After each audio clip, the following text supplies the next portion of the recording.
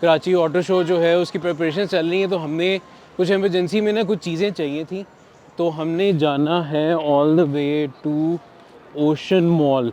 तो Ocean Mall हमने अभी गूगल देखा है, तो यार वो तो काफ़ी टाइम बता रहा है, तो हमने सोचा कि क्यों ना, मतलब ये बोट्स हम हमेशा देखते रहे हैं, तो क्यों ना इनको इस्तेमाल किया जाए। सर हमें ना ये मॉल तक जाना है, तो हमें इजाज़त मिल सकती है इस चीज़ की? जी बिल्कुल, आप पार्क व्हील से आए हैं तो हम आपको विज़िट भी करा सकते ठीक हैं, है, दिखा भी सकते ठीक हैं। है, यहाँ से हमारा पानी काफ़ी आगे तक जाता है, ठीक है, जिसमें डिफरेंट क्लब्स भी हैं, सही है, बीच लग्जरी है, आगे बोट क्लब है, बोट बेसन तक सारा रास्ता जाता है बिल्कुल पानी ठीक का। है, इसको चाइना क्रीक कहते हैं। सही है। ठीक है जी, और ये समंदर का पानी होता है। हुँ, 2 दफ़ा पानी उतरता और चढ़ता है तो फ्रेश वाटर आ जाता है। अच्छा, तो कोई गंदगी या कोई चीज़ गिरती भी है, तो ये बिलियंस ऑफ टन अल्लाह ताला की तरफ से आता है और वो हुँ, चला जाता है तो सफाई हो जाती है। एक तो उसने रुकना नहीं होता, चढ़ना होता है और फिर उसके बाद हाई टाइड हो जाती है तो उतरना होता है। उतरना होता है, 2 साइकिल 24 घंटे में कंप्लीट हो जाते हैं। इस वक़्त जो है वो थोड़ा-सा पानी कम है, लो टाइड है इस वक़्त। ठीक है, तो हम आपको ये हमारा पॉन्टून बोट है, ठीक है, इसमें आपको हम पूरा एरिया विज़िट करा सकते ठीक है। हैं, ले जा सकते हैं। सर लेकिन पहले आपको जैकेट्स पहननी होंगी सेफ्टी की। आपने जैकेट पहन आपने भी पहनी है? जो हमारा स्टाफ होता है ओके, उनके लिए ये हर्डल हो जाती है। Okay, okay, okay. Foot safety. चलें फिर जैकेट ये साहब सेफ्टी सर को जैकेट दे दीजिए। पहनते हैं। तो सर सबसे पहले माज़रत जी, के साथ मैं भी आपसे पूछना भूल जी। गया, आपका नाम बेसिकली जी, क्या? मेरा नाम नासिर पराचा है अच्छा, और मैं यहाँ बोटिंग ऑपरेशंस देखता हूँ ठीक है, और जॉइंट वेंचर में पोर्ट ग्रैंड के साथ। ठीक है, जो मिस्टर शाहिद फिरोज़ उसके प्रेसिडेंट हैं और उन्होंने ही हमें ये चीज़ें दी हैं ताकि हम इसको कराची वालों के लिए कुछ बेहतर तरीके से एक्टिविटीज़ दे सकें और टूरिज़्म को प्रमोट कर सकें। बिल्कुल ठीक है, तो अभी जब ऊपर से हम आए हैं उसको हम जेटी काउंटर एरिया कहते हैं, वहाँ सारी रजिस्ट्रेशन होती हैं क्योंकि नीचे जाने के लिए रजिस्ट्रेशन लाजमी होती है कि कौन जेटी से नीचे जा रहा है। और ये हम इस वक्त गेंगवे है, इस गेंगवे से नीचे जा रहे हैं जेटी, और ये हमारी फ्लोटिंग जेटी है। जब पानी चढ़ेगा तो ये बिल्कुल ऊपर हो जाएगी। इस बिल्कुल वाले में हम आपको विजिट कराएंगे। ठीक है, आइए तशरीफ लाइए। चलें।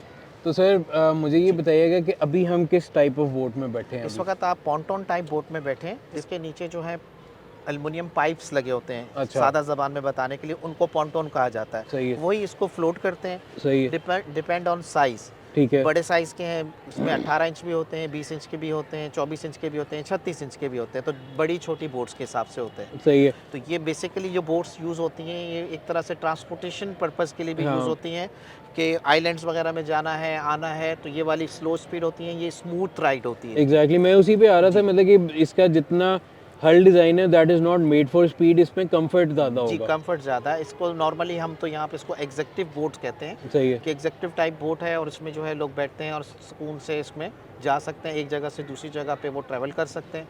और डिपेंड ऑन साइज़ और लोकेशन और कितनी दूर जाना है उन्होंने, ठीक तो है, उसी हिसाब से ये बोट्स बनी हुई हैं। डन है। अच्छा मैं इसके टाइप के बाद मैं डायरेक्टली आता हूँ, जो मुझे चीज़ ज़्यादा इंट्रिग करती है, वो टाइप ऑफ इंजन्स जो यूज़ हो रहे हैं यहाँ हाँ पर, जी, ठीक है? ये सारे वही इंजन्स हैं जो जनरल व्हीकल्स में यूज़ होते हैं। अच्छा, सिर्फ शेप चेंज होता है इनका क्योंकि इनमें प्रोपेलर्स लगते हैं जो हुँ, उसकी स्पीड को कंट्रोल करते हैं। नॉर्मल जो होते हैं उसमें तो शाफ्ट लग के उसके बाद व्हील्स आगे आप लगाते हैं, हुँ, ड्रम्स वगैरह, इसमें पंखा लग जाता है। हुँ, ये भी एक तरह से पूरा रोड ट्रांसपोर्टेशन है, जैसे हुँ, आपकी गाड़ी रोड पे चढ़ती है इसी तरह ये पानी में चलते हैं। हुँ, और इंजन सेम पेट्रोल भी होते हैं, डीजल भी होते हैं, लेकिन मोस्टली जो स्पीड वाली बोट्स होती हैं उन हुँ, सब में पेट्रोल यूज़ होता है। सही है, ठीक है जी, और ये डिपेंड करता है इनके हॉर्स पावर और इंजन सीसी पे। हुँ, तो ये दोनों इसमें चलते हैं, सीसी भी होता है, हॉर्स पावर भी होता है, तो कैलकुलेशन हम उसी हिसाब से करते हैं बोट के साइज़ पे ठीक है। और वेट वाइज। और अभी जिस बोट में बैठे हैं और एक स्पीड बोट, तो क्या सीसीज़ और हॉर्स पावर का क्या जी, फ़र्क इस होता है? वक्त हम जिसमें बैठे हैं इसमें 50 हॉर्स पावर का लगा हुआ है। तो ये 50 हॉर्स पावर का जो इंजन है ये हमारे तकरीबन 12 लोगों को लेके इस 20-21 फीट की जो ये बोट साइज़ है स्टैंडर्ड, इसमें जो है वो तकरीबन 15 से 20 किलोमीटर की स्पीड में ये आपको लेके जाएगा। रोड बिल्कुल ठीक रोड है, किलोमीटर्स की बात कर ठीक रहा है। हूँ, नॉटिकल हाँ, माइल्स की नहीं। नॉटिकल माइल्स नहीं, नहीं, ठीक ठीक है। है, तो रोड किलोमीटर का समझने के लिए आसान होगा कि हुँ, आप तो, बिल्कुल ऐसे ही। हम उसी कैटेगरी में आते हैं जिसमें व्हीकल्स आती हैं, हुँ, तो हम कैलकुलेट ही किलोमीटर्स पे करते हैं। बिल्कुल ठीक है। और अब तो मीटर्स भी इनमें नॉटिकल माइल के बजाय सब किलोमीटर्स के ही आते हैं अच्छा, हमारे अच्छा, पास। अच्छा। जी, सारी वर्ल्ड वाइड जो है वो किलोमीटर में ही इसकी माइलेज नापी जाती है। बिल्कुल सही है। जी सर। और स्पीड बोट में फिर क्या इंजन, हाँ, सीसीज़ क्या हो इस जाता है? स्पीड बोट में भी बड़े छोटे साइज़ की बोट के हिसाब से हम 150 का इंजन भी लगता है हॉर्स पावर का, 200 हॉर्स पावर, 300 हॉर्स पावर, अब तो तकरीबन 600 हॉर्स पावर तक के भी इंजन बन चुके हैं। हुँ, इन इंजन्स में जितने सिलेंडर्स होते हैं उतने कार्बोरेटर्स होते हैं। तो हमारे पास जो 250 का इंजन लगेगा उसमें 6 कार्बोरेटर और 6 सिलेंडर्स होते हैं, तो फ्यूल भी 6 गुना ज़्यादा खाता है। बिल्कुल सही है। जी सर। अच्छा तो आपका अभी जो ये एक ट्रिप है, इसकी क्या कंज़म्पशन होगी? Just an idea. जी, 10 लीटर पर आवर। इस स्पीड पे अच्छा 10 लीटर पर आवर। उसमें तकरीबन डिस्टेंस आपका होगा कोई 15 किलोमीटर। और हाई स्पीड पे अगर आप जाएंगे तो 80 लीटर पर आवर। ओए ओए, मतलब ये अच्छी खासी जी फ्यूल की सर, बहुत खपत है। महंगा है। दूसरा इसमें जो हमें प्रॉब्लम्स आती हैं, जारी बात है हम कमर्शियल ऑपरेट कर रहे हैं इस वक्त, तो हम्म जनरल पब्लिक के लिए तो ज़्यादा चलती हैं। हम्म। ज़्यादा चलती हैं तो ज़्यादा फ्यूल के साथ साथ ज़्यादा मेंटेनेंस भी होती है। इसमें 120 आवर्स के बाद हमको गियर ऑयल चेंज करना है अच्छा, और 100 आवर्स के बाद इंजन ऑयल चेंज करना है। और वो अगेन वो वही वाली बात है कि अगेन हाई रेव पे चल रही है, ज़्यादा लोड जी है, वाटर की डेंसिटी है, जी उसने ज़्यादा पुल ज़्यादा करना है। जी हाँ सर। ठीक है, तो वो ज़ाहिर बात है वेयर एंड टेयर उसी लिहाज से ज़्यादा है। तो क्या एक अच्छा जिस बोर्ड में हम बैठे हैं, क्या मेंटेनेंस इसकी, क्या हाँ, कॉस्ट क्या है? जो स्लो स्पीड बोट होती है 300 रुपीज़ पर किलोमीटर जो है वो कॉस्ट करती है स्लो वाली, और 400 जो है वो हाई स्पीड वाली। मतलब कि काफ़ी एक्सपेंसिव है, इवन के फ्यूल कंजम्पशन प्लस मेंटेनेंस। जी, नॉर्मल से लोगों को तो नहीं अंदाज़ा ना है हम्म कि इसकी मेंटेनेंस क्या है, तो ये हम्म। बहुत ज़्यादा खर्चा है। तो इसकी मेंटेनेंस क्या आप इन हाउस ही कर रहे हैं, और पार्ट्स आप कहाँ से मंगाते जी, हैं? कुछ पार्ट्स तो हम जो है इम्पोर्ट करते हैं, और कुछ पार्ट्स यहाँ लोकल यामाहा के हैं, क्योंकि हमारे पास मर्करी और यामाहा जो आपके नॉर्मल मोटरसाइकिल इंजन हैं या वगैरह, तो उसी कंपनी बनाती है। तो यामाहा के हम पार्ट्स वगैरह ले लेते हैं, जिसमें रिंग हैं, पिस्टन्स हैं, और कुछ कुछ गियर गरारीज होती हैं वगैरह, वो चीज़ चाहिए, पिनियन वगैरह वो चाहिए होते हैं, शाफ्ट चाहिए होती हैं, ऑयल चाहिए होता है, तो ऑयल भी हम यामाहा का ही यूज़ करते हैं जो 2 स्ट्रोक का होता है, सही है। तो ब्रांडेड है। सेकेंड हैंड इंजन भी इंपोर्ट अलाउड है, वो हम मंगा लेते हैं, उसको ही हम रिपेयर पार्ट करके या सोर्सिंग पार्ट्स दे, वगैरह। क्योंकि अगर नया मंगाते हैं तो बाहर से बहुत कॉस्टली है। बिल्कुल सही है। और जो ये बॉडीज़ हैं, ये सारों की फाइबर ग्लास होती हैं या कुछ और जी, भी डिफरेंट मटेरियल? होती हैं। मेनली जो है स्पीड बोट्स फाइबर ग्लास में बनती हैं, कि फाइबर एक तो मजबूत होता है, और उसकी लाइफ जो है 50 टू 100 ईयर होती है, जब तक वो ब्रेक ना हो जाए। हम चूँकि ऑपरेशन शाम 4 बजे से रात 12 बजे तक होता है, तो जो बोट्स हमें नेक्स्ट डे के लिए तैयार करनी होती हैं, वो रात को हम उसकी प्रिपरेशन करते हैं, और सुबह से उसको तैयार करके शाम तक के लिए हम रेडी कर लेते हैं। सही है। तो वो कुछ जल्दी हो जाते हैं, कुछ नहीं होते, तो हमारे पास बैकअप बोट्स भी मौजूद हैं। हमारे सामने क्या? ये सब मैंग्रोव्स हैं, और ये मैंग्रोव्स जो होते हैं हमेशा जहाँ पे आबादी होती है उसके पास ही आबादी बनाई जाती है, मैंग्रोव के पास। उसकी रीज़न ये होती है कि जो सुनामी हम सुनते हैं ना सर, उसको रोकने के ये काम आते हैं। इसमें ये नीचे जो इसकी वो होती है कीचड़ दलदल, ये बहुत स्ट्रांग होती है। नॉर्मल जो दरख्त मिट्टी में लगे होते हैं उनको हवा का झोंका आए तो उखड़ जाते हैं, ये इसको पकड़ के रखती है, ये नहीं जा सकती। तो जितनी भी हवा या समुद्री तूफान आता है वो सब इसको ब्लॉक कर देता है। और पहले जब हम 10 साल पहले आए तो काफ़ी कम थे यहाँ पे, तो चूंकि बोट्स चलती हैं तो हमारी वेव्स बनती हैं, वेव्स भी बनती हैं, पानी भी जाता है, तो वो जितना वेव्स उनको और ज़्यादा लगती हैं लो वाटर में भी, तो वो और ज़्यादा ग्रो कर रहे हैं। और माशाल्लाह 10 साल में तकरीबन हम समझते हैं कि 40-50% से ज़्यादा ग्रो किया है, और ये एनवायरमेंटल के लिए भी बहुत अच्छा है, पाकिस्तान की कोस्ट के लिए भी बहुत अच्छा है।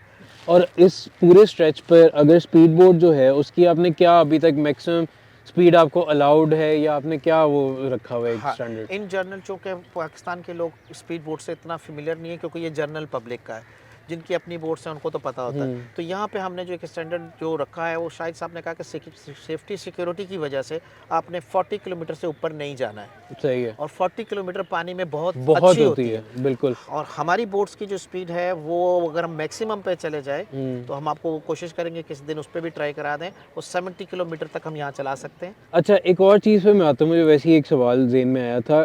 बोट को आइडेंटिफाई किस तरह से करते हैं? कोई अथॉरिटी है जो इनको रजिस्टर करती है? क्या लाइसेंसिंग टैक्सेस? जी जी क्योंकि पाकिस्तान में वो खुद अपनी जेब भरे बगैर आपको कुछ नहीं करने जी, आप देते। बिल्कुल सही कह रहे हैं। लेकिन यहाँ पे एक अच्छी बात यह है कि ये लोग कोऑपरेटिव भी बहुत हैं। ये एमएमडी डिपार्टमेंट कहलाता है, मेरीन मर्केंटाइल डिपार्टमेंट।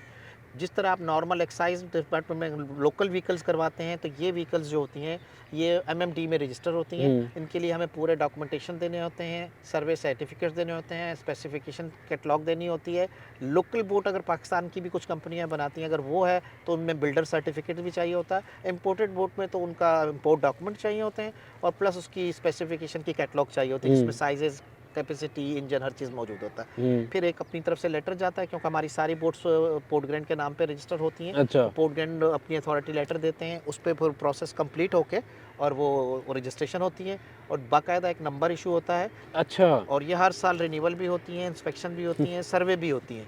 आज तो हम बड़े प्रिविलेज हैं कि हमें ये फ्री राइड मिल रही है, but what are the charges नहीं बेसिकली? सर, आप इतनी बड़ी कंपनी से आए हैं पार्क व्हील से, तो हमें खुशी होगी कि हम आपको विजिट कराएं और आप लोग इसको देखें, और लोगों को भी बताएं कि भाई एक अच्छी फैसिलिटी मौजूद है, तो देखें बिल्कुल। नॉर्मली जो है इसमें हम चार्ज करते हैं, क्योंकि ये स्लो स्पीड है, तो 500 रुपीज़ हम इसमें चार्ज करते हैं पर पर्सन फॉर 10 मिनट राइड, जिसमें तकरीबन 2 से 2.5 किलोमीटर का विजिट होता है। जितना अभी हमने किया है तो ये समझ लें इसका तकरीबन डबल, तो ये थोड़ी सी स्पीड और भी ज़्यादा होती है इसकी, तकरीबन 8 किलोमीटर के करीब इसकी स्पीड रखते हैं, 8 और 10 के बीच में। तो 10 मिनट में वो तकरीबन 2 किलोमीटर 2.25 किलोमीटर का राइड होता है। तो हम मिनिमम 8% इस वाली बोट में लेते हैं, जिसमें क्या कहते हैं, शाहिद साहब जो ऑनर हैं पोर्ट ग्रैंड के, उन्होंने हमें एक और चीज़ दी हुई है कि जो बोट राइड करे कस्टमर, वो हमारा वैल्यूड गेस्ट है, उसको complimentary entry free port grand की भी दीजिए, जो कि वर्थ करती है 200 to 300 रुपीज़ नॉर्मली। दूसरी चीज़ ये है कि ये जिसमें आप बैठे हैं तो हमारे कस्टमर भी बैठते हैं, वो सब इंश्योर्ड है for a short period ride.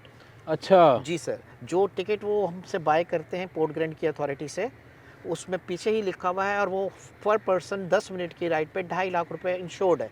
खुदा ना खास्ता कोई मिसहैप हो जाए, वैसे तो मिलियंस के करीब हम लोग इस 10-12 साल के अरसे में कर चुके हैं, जब से हमने ये ऑपरेशन शुरू किया, तो कभी ऐसा कोई इंसिडेंट नहीं हुआ, अल्लाह ताला ने बचाया है। थैंक यू आपके टाइम का, आपने हमें ये फ्री राइड भी दी।